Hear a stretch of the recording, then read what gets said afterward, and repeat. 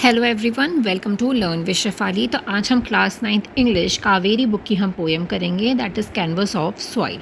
तो canvas of soil का यही मतलब है कि सॉइल में क्या उगते हैं, प्लांट्स, फ्लावर्स, फ्रूट्स वगैरह ये सब उगते हैं। तो उस बारे में है कि हमारा जो नेचर है, हमारी जो लाइफ है वो किस तरीके से ग्रो होती है। हमें सॉइल की, नेचर की, इन सब की भी रिस्पेक्ट करनी चाहिए, इनको हार्म नहीं करना चाहिए। ठीक है, तो मैं लाइन बाय लाइन क्या है एक्सप्लेन करने वाली हूँ। ठीक है, तो मैंने यहाँ पे छोटा सा मैसेज भी लिख रखा है, the poet shows the beauty and the importance. एक minute. Okay, the poet shows the beauty and the importance of the soil. It is like a canvas where lives go. ऐसा लगता है कि ब्यूटी और जो सॉइल की importance है life में हमारी, ठीक है, क्योंकि सॉइल है, हम उस पर उगाते हैं, फार्मर्स जो है चीज़ें उगाते हैं उसके ऊपर, तभी हम क्या है ज़िंदा हैं। तो ऐसा लगता है कि एकदम कैनवस जैसी लाइफ जो है वो ग्रो हो रही है। हमें रिस्पेक्ट करनी चाहिए एंड प्रोटेक्ट करना चाहिए सॉइल को एंड नेचर को। ठीक है, हमें फर्स्ट 4 लाइन्स हमें गिवन है पोएम की। Palettes of earth rich and deep, where dreams of gardens sleep. Brushstroke of seeds patted true, awaiting sprinkles vibrant huge. ठीक है, तो petals of earth rich and deep. यहाँ पोएट जो है soil को एक आर्टिस्ट के कलर पैलेट से क्या कर रहे हैं, कंपेयर कर रहे हैं। जैसे कि आप यहाँ देख सकते हैं, आर्टिस्ट के पास एक पैलेट होता है जिसमें वो कलर्स रखते हैं, ब्रशेस होते हैं, और वो क्या है सॉइल को कंपेयर करा जा रहा है। सॉइल क्या है, बहुत ही रिच है, बहुत ही डीप है और बहुत ही वैल्यूएबल है, जो कि हमारी लाइफ को क्या करती है, सपोर्ट करती है। ठीक है, तो ये इसका क्या हो गया, मीनिंग है। Where dreams of gardener sweep, जहाँ पे जो है गार्डनर्स के ड्रीम्स जो हैं वो क्या, उनके होप्स जो हैं कि जब वो उस सीड को उगा रहे हैं तो वो अपने मन में क्या सोच रहे हैं कि ये बड़ा होके ये फ्रूट देगा, ये चीज़ वो करेगा। वो बहुत हार्ड वर्क करते हैं और वो यही विश करते हैं कि ये सीड जो है हमारी अर्थ का एक पार्ट बने और बहुत ही अच्छा सा इस पर ये चीज़ उगे, या फिर ये बहुत अच्छा सा ट्री बने, है ना, कि मैंगो ट्री है या कोई सा भी तरह का ट्री है या कोई भी फ्रूट उग रहे हैं। तो ये ड्रीम होता है एक गार्डनर के मन में। Gardener and the farmers put their dreams and hope into the soil by planting seeds को प्लांट करके वो क्या करते हैं, वो अपने ड्रीम्स और होप्स उस सॉइल में मिलाते हैं। There hard work and wishes become a part of the earth. उनकी हार्ड वर्क जो है और विशेस जो है ये हमारी अर्थ का पार्ट है। ठीक है, brush stroke of seeds planted true. Brush stroke जो है वो सीड्स को बोला गया, क्यों बोला गया है, क्योंकि आर्टिस्ट क्या कर रहे हैं, पेंटिंग कर रहे हैं ब्रश के साथ। वैसे ये फार्मर्स क्या कर रहे हैं, केयरफुली प्लांट कर रहे हैं सीड्स को। ठीक है, जो कि हमारे नेचर में बहुत ही ज़्यादा ब्यूटीफुल पेंटिंग बन रही है उन सीड्स की, जैसे जैसे वो ग्रो करते जा रहे हैं। ठीक है, seeds are called the brush stock because an artist create a painting with his brush. Similarly, farmers carefully plant seeds which become the part of the nature beautiful painting. ठीक है, 4 दे रखा है awaiting springs vibrant huge। अब awaiting spring का जब time आता है spring season का, तो colourful flowers, green plants, crops वगैरह ये सब ग्रो होते हैं स्प्रिंग सीजन्स में। नेचर और भी ज़्यादा ब्यूटीफुल लगता है इन कलर्स के साथ, इन लाइव्स के साथ। ठीक है, the seeds waited for the spring seasons का वेट करते हैं, जहाँ पे क्या उगते हैं, फिर उस टाइम पे क्या होता है, colourful flowers, green plants and crops will grow, nature become full of colours and the life, है ना, जैसे कि आपको यहाँ पिक्चर में दिख रहा है। ठीक है, सिंपल मीनिंग क्या हो गया, soil is beautiful canvas where seeds and plants create the nature's painting. Create किया जा रहा है सॉइल्स और सीड से। थीम क्या होगा इससे आपको थीम पता चल गया होगा कि इस चैप्टर की थीम क्या है, importance of soil, beauty of earth, connection between humans and nature, need to protect environment. दोनों के बीच कनेक्शन है, सीड्स का और एक फार्मर्स की या फिर गार्डनर्स की होप का, है ना। आगे हम नेक्स्ट 4 लाइन्स पढ़ते हैं। Blossom bloom a paint inside, dancing in the morning light, shades of green, red and blue, nature's artwork even new। तो ये 4 लाइन्स हम पढ़ेंगे इसके अंदर। ब्लॉसम बूम, ब्लॉसम क्या हो गए, फूल हो गए, जो कि फ्लावर्स हो गए, जो कि क्या कर रहे हैं, ब्लूम कर रहे हैं, बहुत ज़्यादा ब्यूटीफुली क्या कर रहे हैं, खिल रहे हैं। वो बहुत ही ज़्यादा पेंटेड साइड, पेंटेड मतलब कि बहुत ही ज़्यादा वो क्या लग रहे हैं, कलरफुल लग रहे हैं, बहुत ही ज़्यादा सुंदर लग रहे हैं, और नेचर में वो बहुत ही ज़्यादा ब्यूटीफुल पेंटिंग बन रही है उनकी। ठीक है, the poet says that the flowers are blooming beautifully. Flowers जो हैं बहुत ही ज़्यादा ब्यूटीफुल लग रहे हैं नेचर के साथ, They look so colorful and lovely that it seems like a beautiful painting created by nature. ठीक है, नेचर के साथ मिलके उनकी एक ये जो पेंटिंग निकल के आ रही है वो बहुत ही ज़्यादा क्या है, ब्यूटीफुल है. Dancing in the morning light. अब मॉर्निंग जब सनलाइट निकलती है तो फ्लावर्स कैसे लगते हैं, बहुत ही खिले खिले से, बहुत ही हैप्पी है ना. वो डांसिंग करते हुए, जैसे हवा चलती है तो वो क्या हिलते हैं, तो ऐसा लगता है जैसे वो डांस कर रहे हों, बहुत ही कूल ठंडी ठंडी मॉर्निंग में, है ना. In the soft morning sunlight the flowers look lovely and happy. It feels as if they are dancing in the gentle light and cool blazing of the morning. ठीक है, जितने भी डिफ़िकल्ट वर्ड्स इसके अंदर आएंगे हम लास्ट में पढ़ने वाले हैं. इस वीडियो में हम क्या क्या पढ़ेंगे वो तो मैंने आपको बताया ही नहीं, मैं एक बार और बता देती हूँ. लिटरेसी डिवाइसेस, उसके difficult words, themes, message, poet के बारे में, और मैं इसी वीडियो में मैं आपको क्या बताने वाली हूँ, की पॉइंट्स बताने वाली हूँ इस पोएम के. ठीक है, तो आगे देखते हैं. Shades of green, red and blue. ठीक है, तो शेड्स क्या हैं, शेड्स मतलब कि वहाँ पे ग्रीन फ्लावर्स वगैरह, लीव्स वगैरह उग रही हैं, रेड रोजेज़ हैं, ब्लू मतलब स्काई की यहाँ पे बात हो रही है. ठीक है, तो ये शेड्स जो हैं हमें नेचर में दिखाई देते हैं. The poet talks about the many colours seen in the natures. Green of leaves, red of flowers, blue of sky, और water makes the nature very beautiful and colourful. ठीक है, आगे देखते हैं. Nature's art work even new. Nature का जो art work है ये बहुत ही ज़्यादा न्यू है, बहुत ही ब्यूटीफुल सीनरी जो है वो क्या हो रही है, क्रिएट हो रही है. ठीक है, the poet call the nature and art work because it create such beautiful scenes on its own just like a artist create a master piece. जैसे कि हर टाइम जो है आर्टिस्ट से कंपेयर हो रही है, जैसे कि ब्यूटीफुल सीन्स होते हैं, जैसे कि आर्टिस्ट जो है एक मास्टर पीस क्रिएट करता है, बिल्कुल वैसे ही जो है same to same beautiful scenes जो है हमें नेचर में दिखाई देते हैं. The beautiful of nature is always new and never become old and boring. और ये नेचर जो है कभी भी ओल्ड एंड बोरिंग कभी भी नहीं लगता है. ठीक है, तो इसकी एक शॉर्ट सी समरी मैंने यहाँ लिख रखी है. These line describe the beauty of the nature in very colourful and lively way. Flowers blooming in the morning light look like a beautiful painting made by the nature. जैसे एक beautiful painting बनाई हो nature ने. The different colours green, red and blue जो कि nature को क्या बनाते हैं, बहुत ही मैजिकल एंड वंडरफुल बनाते हैं. The poet admire the nature as a artist where art work is always fresh, beautiful and full of life. Poet जो है उन्हीं से क्या है, एडमायर है. ठीक है, आगे लास्ट 4 लाइन्स हम पढ़ने वाले हैं. क्या क्या लाइन है. Each plot a canvas wide where art and life coincident in the hands of those hotel gardeners become painting still. ठीक है, तो each plot a canvas wide. Canvas wide का क्या मतलब हो जाता है कि पोएट जो है गार्डन और लैंड का जो है एक वाइड कैनवस से क्या कर रहे हैं, कंपेयर कर रहे हैं.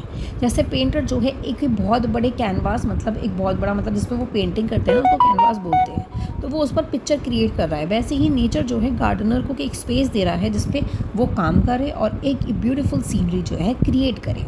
ठीक है, the poet compare every piece of garden और land plot to the wide canvas से वो कंपेयर कर रहे हैं. जस्ट एज, क्योंकि कैनवस क्या हो गया, ऐसा ही तो दिखता है, ऐसे ही होता है, उसी पे पेंटर क्या करते हैं, पेंटिंग करते हैं, उतना ही स्पेस यहाँ पे बोला गया है.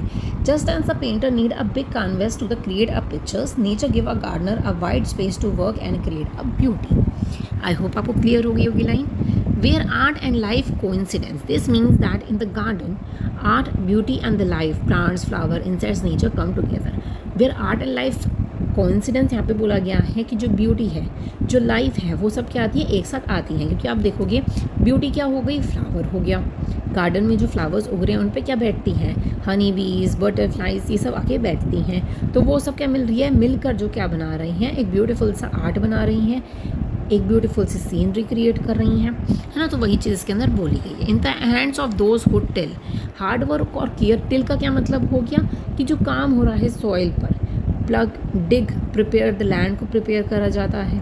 ठीक है, तो ये हार्ड वर्क और केयर जो की जा रही है उस चीज़ की हम बात कर रहे हैं. ये उन गार्डनर्स और उन फार्मर्स के हैंड में है जो बहुत ही ज़्यादा हार्ड वर्क करते हैं. ठीक है, उन्हें ग्रो करते हैं उन प्लांट्स को और सीड्स को. ठीक है, till means to work on the soil, plug, dig and prepare the land. Land line praise the gardeners and the farmers who work hard with their hands to grow and nurture plants. ठीक है, gardens become painting still. इसमें क्या बोला गया है, अभी तक क्या है, पेंटिंग चल रही है, एक ब्यूटीफुल पेंटिंग क्रिएट हुई है। क्यों क्रिएट हुई है? क्योंकि गार्डनर्स और फार्मर्स ने बहुत ही ज़्यादा हार्ड वर्क किया है, उनकी केयर करी है, उनको लव दिया है, जिससे क्या हो रहा है, ब्यूटीफुल पेंटिंग जो है वो क्रिएट हो रही है। स्टिल का क्या मतलब हो गया कि पेंटिंग अभी तक जो है ऑलवेज ग्रो करती रहती है और ओवर टाइम के हिसाब से वो ब्यूटीफुल लगती ही लगती है। ठीक है, इन शॉर्ट में अगर बोला जाए इन 4 लाइन्स के बारे में कि गार्डन जो है एक बिग कैनवास की तरह है। In it art and life come together. The gardeners with hard work and love turn the soil into the beautiful living painting में वो क्रिएट कर देते हैं that continue to grow and inspire. और वो कंटिन्यूसली क्या हो रहा है, ग्रो हो रही है और इंस्पायर हो रही है। ये लिखी किसने है poem? That is Maya Antony ने लिखी है। ठीक है, the earth is the palette, the garden my canvas, है ना। Maya Antony is a contemporary poet whose verses beautifully merge the world of art और nature को हमेशा वो क्या करती हैं, मर्ज करती हैं। इस पोएम में in the canvas of soil she presented gardening not as many work but as a creative art of the painting with the earth. Her simple yet vivid language turn everyday gardening into the celebration of colors, growth and timeless beauty, reminding readers that nature is the great artist of all. Nature भी क्या है, सबसे greatest artist है सब में ही। Everyday gardening उन्होंने इस तरीके से लैंग्वेज बोली गई है इस पोएम में जिससे हम नेचर को क्या करें, सेलिब्रेट करें, उसका कलर, उसकी ग्रोथ, उसकी टाइमलेस ब्यूटीज़, ठीक है, इन सब के थ्रू क्या करें, ग्रो करें। की पॉइंट्स क्या होते हैं इस पोएम के जो आपको रिमेंबर करने हैं, हमेशा याद रखने हैं। The poem compare the garden to the painter canvas and the earth to the rich palette से कंपेयर किया गया है। The poet capture how the gardeners dreams sweep into the soil making the art of planting deeply personally and emotionally. Poet ने capture किया कि Gardner's जो है वो ड्रीम करते हैं, ठीक है, वो पर्सनली और इमोशनली दोनों ही पोस्ट के अंदर इन्वॉल्व होते हैं। Seeds are described as the brush stroke painted by the gardeners waiting for the springing colors का वो क्या करते हैं, वेट करते हैं। Flowers blossom blooms like a painted picture dancing in the morning light with the shades of green, red and blue. Flower blooms जो है painted pictures paint करते हैं जैसे कि मॉर्निंग लाइट में क्या कर रहे हो, जैसे वो फ्लावर्स जो है वो डांस कर रहे हो शेड्स के साथ, जैसे red green blue in shades के साथ क्या कर रहे हो, डांस कर रहे हो। क्योंकि रेड कलर का फ्लावर अगर डांस कर रहा होगा तो ऐसे वैसे बात करी गई है इसमें। Each garden plot is a white canvas where the art and the life meet perfectly. Garden का जो प्लॉट है जहाँ पे हो रहा है वो एक वाइट कैनवस की तरह बहुत बड़ा कैनवास है, बहुत बड़ी जगह है जहाँ पे आर्ट और लाइफ जो है परफेक्टली मीट कर लेती है। Gardens become still life painting in the hands of those who till the soil. Gardens जो हैं वो स्टिल लाइफ पेंटिंग की तरह ही लगते हैं जिनके हाथों में है उनकी वजह से। ठीक है, तो ये की पॉइंट्स थे चैप्टर के। अब हम थीम पढ़ लेते हैं। इस चैप्टर का थीम क्या है? The poem presents gardening as a true art form where the soil become the palettes and seeds like the brush stroke. ठीक है, तो पोएम में गार्डनिंग एज अ प्रेजेंट करते हैं एक ट्रू आर्ट फॉर्म की तरह, लाइक अ पैलेट की तरह, ब्रश स्ट्रोक की तरह। It highlights the harmony between the nature and the human efforts के हाईलाइट कर रहे हैं कि दोनों ही एक साथ मिलकर क्या करते हैं, ब्यूटी क्रिएट की जाती है। The garden is describe as a living canvas की तरह उन्होंने डिस्क्राइब करी है जहाँ पे आर्ट और लाइफ जो है परफेक्टली क्या करती है, ब्लेंड करते हैं एक साथ। The poems lets emphasise growth, creativity and patience as the beauty take time to develop. Beauty को टाइम लगता है डेवलप होने में। पोएम ने एम्फसाइज किया है ग्रोथ, क्रिएटिविटी और पेशेंस पे, जो कि एक गार्डनर करता है। Overall, it conveys the true art lie in the nurturing life, transferring something into the simple and something beautiful and the meaningful। कि कन्वे करते हैं कि ट्रू आर्ट जो है वो ट्रांसफ़र हो रही है एक सिंपल से बहुत ही ज़्यादा ब्यूटीफुल एंड मीनिंगफुल कैनवास में। ठीक है, मैसेज की हम बात करते हैं। यहाँ पे मैंने एक लाइन लिख रखी है, nurture it with the love, watch it turns into art. इसको बहुत ही प्यार से जो है आप क्या करो, सीड्स को बो और इसको देखो बहुत अच्छे से, रोज़ देखो और इसके एक आर्ट बनते हुए देखो। ठीक है, क्योंकि ग्रो होने में जो है सीड को टाइम लगता है, केयर चाहिए, उसे प्यार चाहिए। मैसेज क्या है? The poem convey that every gardener is an artist and every garden is a living masterpiece. ये पोएम कन्वे करता है कि हर एक गार्डनर जो है एक आर्टिस्ट है और एक गार्डन जो है वो एक लाइव मास्टरपीस है। हमें ये सिखाता है कि पेशेंट और केयर और डेडिकेशन के साथ एक ऑर्डिनरी सॉइल भी एक्स्ट्रा ऑर्डिनरी ब्यूटी क्रिएट कर सकती है, बन सकती है। The poem encourage us to absorb the nature closely. इसमें यही पोएम में बोला जाता है कि आप नेचर को क्लोजली ऑब्जर्व करो, अप्रिशिएट करो उसने जिसने मैजिक क्रिएट किया है आपकी हर दिन की लाइफ में। आप ये रिमाइंड करो कि रियल ब्यूटी जो है वो नेचुरली ग्रो होती है ओवर द टाइम के साथ और उसकी आपको वैल्यू करनी चाहिए। Overall it inspire us to respect the nature's art and find the joy in creating an real life. Overall हमें नेचर की रिस्पेक्ट करनी चाहिए और उसको क्रिएट करो जॉय के साथ, है ना। तो हमेशा हमें नेचर की क्या करनी चाहिए, रिस्पेक्ट करनी चाहिए। लिटरेसी डिवाइसेस में कौन कौन से यूज़ हुए आप देख सकते हैं। मेटाफर यूज़ हुआ है, जैसे अर्थ को एज अ पैलेट बोला गया है, सीड्स को एज अ ब्रश स्ट्रोक बोला गया है, प्लॉट को एज अ कैनवस बोला गया है, गार्डन को एज अ पेंटिंग बोला गया है। मुझे ये बताने की तो ज़रूरत नहीं है कि मेटाफर क्या होता है। अगर आपको पता है मेटाफर क्या होता है, जल्दी से मुझे कमेंट सेक्शन में बता दीजिए।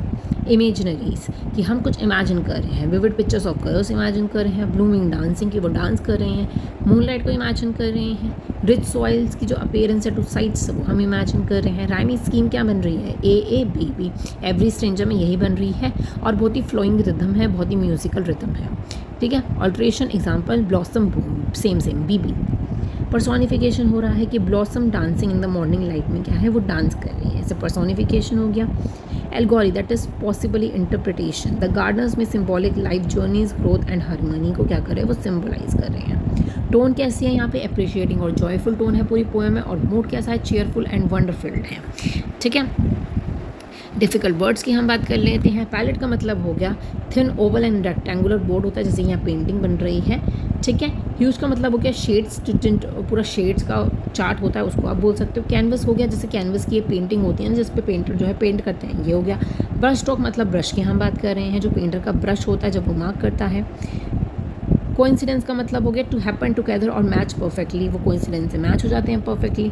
टिल का मतलब हो गया to prepare and cultivate soil for painting के लिए कर रहे हैं। स्टिल का यूज़ हो गया कि स्टिल लाइफ पेंटिंग है, मतलब डबल मीनिंग हुआ है, पोएट ने स्टिल जो है वो इंटेंशनली यूज़ किया है, ठीक है। तो आई होप आपको ये डिफ़िकल्ट वर्ड्स भी क्लियर हो गए होंगे।